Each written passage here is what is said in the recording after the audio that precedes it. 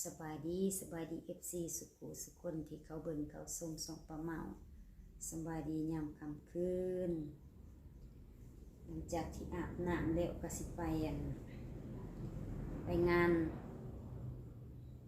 านบุญก่อนเนาะอย่าว่าสั้นว่าซี่พี่น้องมันหนาวซะเหลือเกินใส่เสื้อบัดเวลาหนาวหาเสื้อสิใส่กับบ่มีพี่น้องเอ้ยตัวใดก็บางตัวใดก็บางจังว่าซื้อมา2ตัวบัดตัวหนึ่งบัดใหญ่ยังบ่ทันหยิบเขาเนาะจังว่าตอนนี้เนาะสิเก็บหยิบบ่ทันแล้วดอกสิเก็บไว้ก่อนหาก็แล้ว2พื้นสิไปงานบุญซะก่อนเนาะกลับมาจังว่ากัน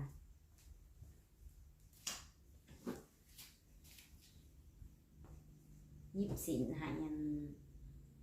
ลูกค้านัดเพิ่นวันที่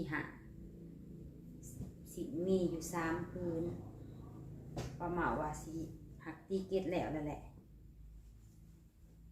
สิเก็บไว้ซะก่อนสิไปงานบุญก่อนเนาะเพราะว่าหลายเวียกไปงานบุญแจกสิไปเบิ่งตอนกลางคืนเนาะไปนำกันพี่น้องไปนำกันอันนี้ก็สิเก็บไว้ก่อน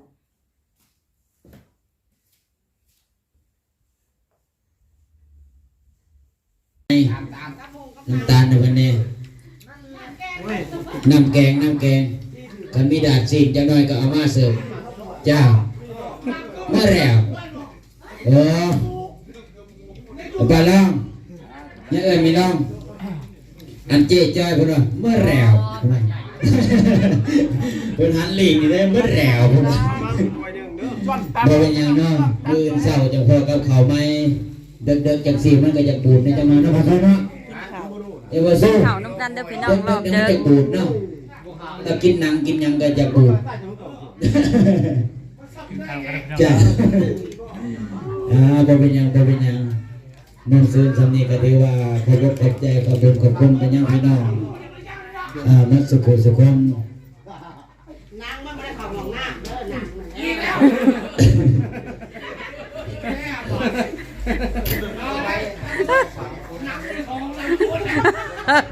เจ้าหนังบ่เข้าห้องน้ำหนังเข้าท้อง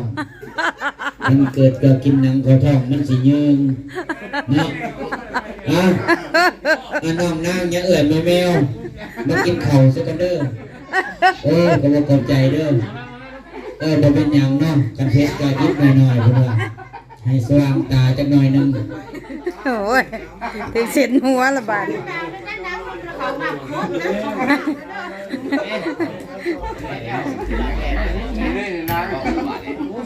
นั่งเลยพี่น้องนั่งเลย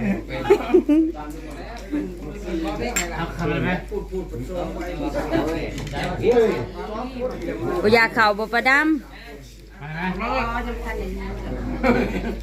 ตำหมักหุ่งเช้าจ่อยบ่ตำนางต้องหน่อยเว้ยเว้ยเป็นอย่าง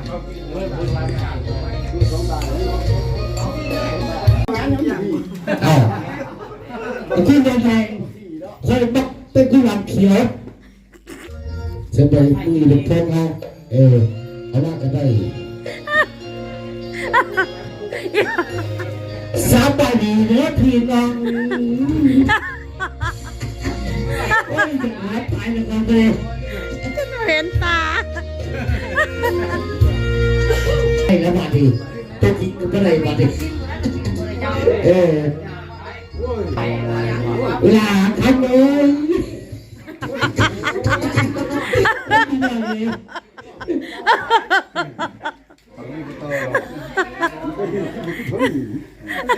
จบที่บ้านเธอดี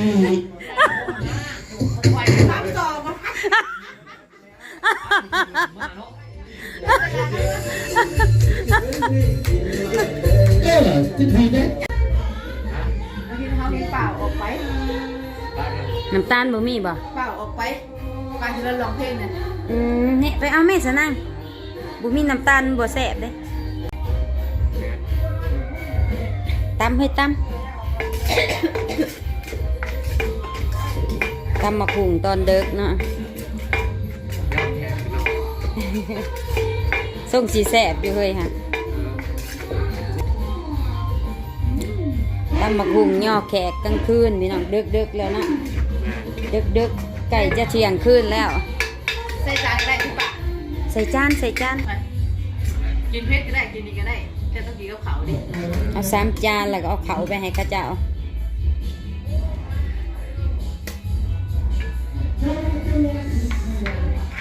กินบ่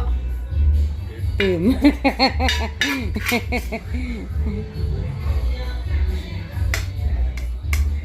ล้างถ้วยจุมือลอก อีหลีติเฮ้ยโอ้ยเอาไปตาลูตน เพราะตัว เอ็งก็อยากออกเอ็งก็อยากออกมาเพราะแห้งเฮ้ยอยากหับปากอันลูกค้ายิบสินอันเอ็งก็เล่นไปเล่นมา เจ้าว่าเมื่อนึกข่าวดูหน้าข้างปกติก็เจ้าเนาะ แม่นหั่นแหละ ข้าม แม่น ข้างปกติก็เจ้าเนาะ โอ้ยคันเป็นงานมันแน่น่ะเด้ล้างเบิดมื้อแหละ บดมือต้องบดพักผ่อน ไปไปเฮ้ย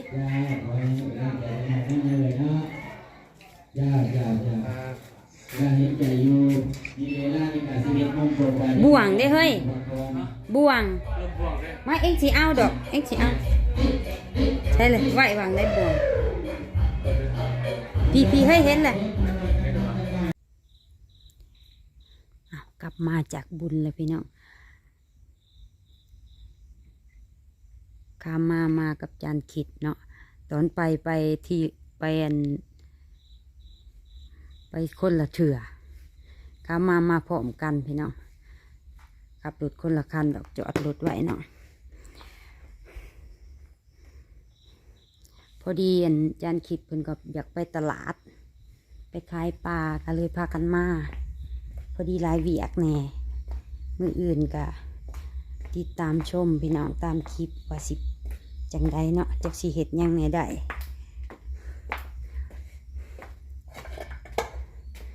วานบัวไข่สิออกแต่กำมืออื่นเบิ่งปลาเหมาต้มมันไว้พอดีมันซื้อน้ำผู้วินแหน่ อันนี้ก็มันเบาเคเอามาน้ำซาวเขาเลยปลาเหมาว่าสิหลอกเห็ดหวานมันเป็นหนังหลอกก่อนพี่น้องอันอยู่งานก็เก็บภาพได้บ่หลายเนาะเพราะว่าเพิ่นเปิดเพลงนะอย่ามันผิดลิขสิทธิ์ปลาเหมาก็เลยเก็บภาพมาหน่อยๆเนาะก็ขอบคุณ FC ทุกคนที่เขาเบิ่งเขาส้มสองปลาเหมาเด้อ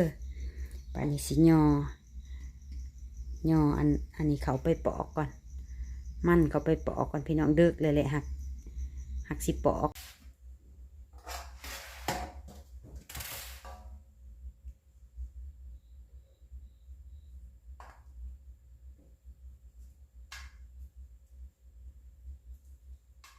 มันก่อนเพื่อว่าท่านเนาะท่านก็มันหลายเวียกนะพี่น้องเว้าก็บ่เว้าเสียงดังเด้อสิเว้าพอประมาณจากนั้นสิว่าประมาณเว้ากับไผดีเด็กๆเป็นถือดึกเลยได้ตอนนี้กันเนาะ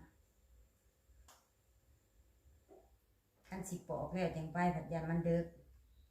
ไปเฮือนบุญ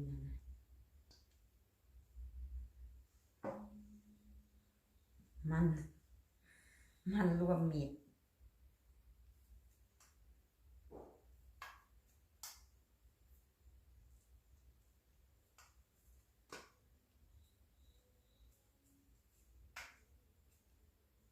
มันเสาเขาเอาหายเพิ่นว่าโอเคต้มหวานเพิ่นว่ากะสิต้มเนาะมื้ออื่นพุ่นแหละสิปอกไว้มื้ออื่นเช้าจังสิต้ม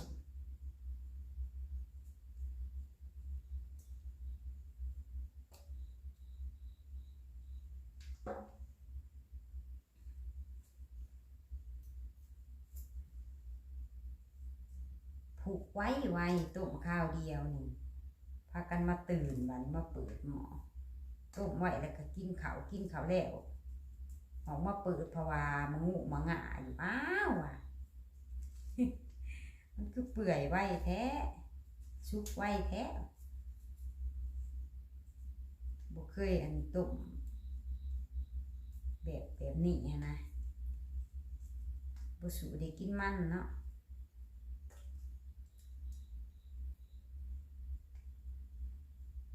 กินแต่ผู้มันผึกขุดแต่ข้าวเถาแดงเถาซีสวัสดิ์ขุดเครือบักใหญ่พี่น้องเอ้ยขุดลงไปเลิกจนลงไปนั่งอยู่คุมบ่ได้จนถ่วมหน่อยลงไปนั่งฮอด2 คนบ่เอาเป็นหาบมันเอิ้นมันหึบบ่แม่ประมาเอาผ้าเครือมันเป็นเหลี่ยมอยู่แถวเครือหวยแถวปลานะกินนี่อิ่มแทนเขาเลยได้นี่อันนี้ บ่เคยเห็นเนี่ยนี่จักเทื่ออันนี้มันซื้อซอยน้องผู้วินมาขายนี่นะวางขึ้นมาขายวางหักก็ซื้อซอยบ่มีเวลาเฮ็ดเดี่ยวเบิด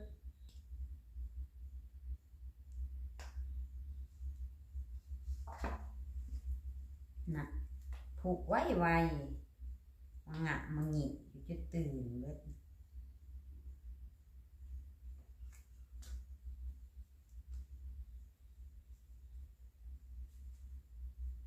สิไปตุ่มหวานแบบบูฮานนะแบบแม่ประมาเอาพาตุ่มนะปนกับข้าวเหนียวหน่อยๆแบบหอมใส่กันมันกับข้าวนี่สิหอมใส่กันแล้วก็หอมกะทิใส่กันเนาะหอมกลมกล่อมมีกลิ่นมันกลิ่นข้าวแล้วก็กลิ่นกะทิสิเห็ดหวานโจ๊ะอันนี้พี่น้องหวานโจ๊ะแบบโบราณมันสิแซ่บกว่าใส่ซาคูได้แบบโบราณว่าสันซาเอาปลาเมาก็สิปอกไปเรื่อยๆจนเละออกไปได้แต่ว่าเวลาก็สิมาไหลเนาะเวลาในคลิปน่ะสิมาไหลถ้าเบิดเวลาแล้วปลาเมาก็สิจบคลิปไว้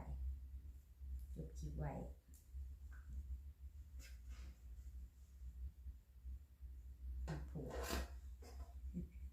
มันดูมันอันนี้มันสึกน้ำมันน้องผู้วินอันนี้ผูกขาดไปป้าตุ่มข้าวเดียวนะเอาคลิปนี้เนาะประมาณสิขอจบไว้สำนี้ก่อนเด้อฝากกดติดตามกดไลค์กดแชร์ให้ส่งประมาณเลยเนาะเพื่อเป็นกำลังใจในทำคลิปอีกต่อไปขอให้ทุกคนสุขดีมีความสุขเด้อสบายดีพบกันคลิปหน้าพี่น้อง